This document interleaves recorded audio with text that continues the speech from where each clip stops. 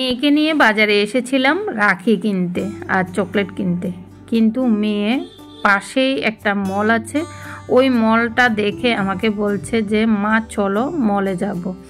মলে আসার উদ্দেশ্য হচ্ছে আমার মেয়ে কিছু কিনবে, তো সেটা তো আমি বুঝতে পারিনি। ঘর থেকেই বলছিল যে মা চলো রাখি কিনবো আর চকলেট কিনবো, কিন্তু এখানে এসে যে বায়না ধরবে সেটা সত্যি আমি বুঝতে পারিনি।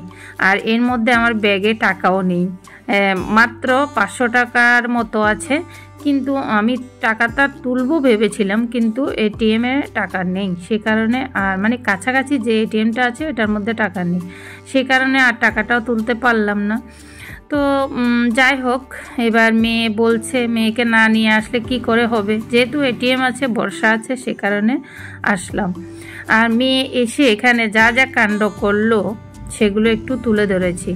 যদিও ভিডিওটা করা এর আগের ভিডিওতেই আমি দিতে পারতাম, কিন্তু আগের ভিডিওটা এতটা বড় হয়ে গেছে যে আগের ভিডিওতে আমি এটা দিতে পারিনি, কারণ এই ভিডিওটাও অনেকটা মানে লং টাইম ধরে হয়েছে। মেয়ে এসে তো মানে মলে কি কি করেছে সেগুলো সব তুলে ধরেছি। তো এখানে আসার পর সব মলে তো আর মানে ভিডিও করা যায় না, এখানে আসার পর আমি জিজ্ঞাসা করে তারপর ভিডিওটা করছি। এখানে জিজ্ঞাসা করার পর বলছে যে ভিডিও করা যাবে, এই কথা শুনে আমিও খুশি হলাম, কারণ সব মলে ভিডিও করা অ্যালাউ নেই। তো যাই হোক, এখানে অ্যালাউ বলেছে, তো সে কারণে আমি আর দেরি করিনি। তো এখানে আসার উদ্দেশ্য হচ্ছে আমার মেয়ের প্রথমত মানে দাদার জন্য কিছু কিনবে, বলছে মা দাদাকে একটা কিছু দেব, কিন্তু এখান থেকেই কিনবো। তো যাই হোক, দাদার জন্য তো কেনা হয়ে গেছে, দাদার জন্য কিনে এবার বলছে মা আমার জন্য কিনবো। তো এই কথা বলে এখানে আসলো। এখানে আসার পর মানে ড্রেসগুলো দেখছে, আর ড্রেসগুলো সত্যি ভীষণ সুন্দর লাগছে। তো আমি যেটা বলছি সেটা মেয়ের পছন্দ হচ্ছে না, আর মেয়ে যেটা বলছে সেটা আমার পছন্দ হচ্ছে না। সত্যি কি যে করি, কতবার করে বলছি যে না আমার এটা পছন্দ হচ্ছে না, না মেয়ে তবুও মেয়ের মানে জিদ করছে এখানে এসে। তো দেখো এখানে দুটো নিয়েছে, দুটো এখন মানে পরে দেখবে, তারপর ডিসাইড করবে। তো যদিও এই দুটো যে নিয়েছে এই দুটোর মধ্যে একটাও কেনা হয়নি, তো কেন কেনা হয়নি সেটাও বলছি। অ্যাকচুয়ালি এই দুটো নিয়েছে, এখানে যে রেড কালারটা ওই কালারটা আমার খুব পছন্দ হয়েছে, আর মেয়ের পছন্দ হয়েছে পিঙ্ক কালারটা। কিন্তু মানে দুঃখের বিষয় এই দুটোটার মধ্যে একটাও মেয়ের মানে ভাল লাগছে না, মেয়েকে পরে ভাল লাগছে না বলতে ছোট হয়েছে, তো মেয়ের সাইজে আর নেই। তো সেই কারণে এখন আরেক ডিজাইনের নেওয়া হয়েছে। তো আর মেয়ে যেই মানে কালারটা পছন্দ করেছে সেই কালারটাও নেই, এইদিকে মেয়ের ড্রেসটা লাগবেই লাগবে, তো সেই কারণে একটা নিয়ে নিয়েছে পিঙ্ক কালারের মধ্যে, এই যে দেখতে পাচ্ছ ওর হাতে। তো যাই হোক, এটা এসে আর দেখাতে পারিনি, তো অন্য ব্লগে তোমরা অবশ্যই দেখবে। তো মেয়ের ড্রেস ছেলের ড্রেস নিয়ে ছেলের জন্য একটা গেঞ্জি নিয়েছে অরেঞ্জ কালারের, ওটা আমি পছন্দ করেছি। এবার এসে পড়েছে দেখো বাচ্চাদের এখানে, বলছে বাচ্চাদের এখানে চলো আমি দেখব।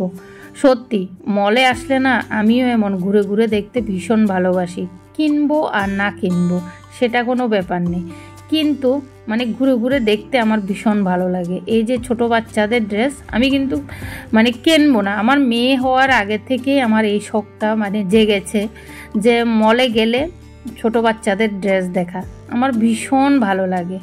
তো আমার মেয়েও সেম হয়েছে, আমার মেয়েও এসে ঘুরে ঘুরে দেখছে আর বলছে মা দেখো এটা কি কিউট, এটা কি কিউট। সত্যি দেখছি তো দেখছি, এদিকে সময় বরবাদ হচ্ছে সেটাও বুঝতে পারছি, কিন্তু এই যে ড্রেসগুলো দেখো একদম ছোট ছোট ড্রেসগুলো মানে ভীষণ ভালো লাগছে দেখতে।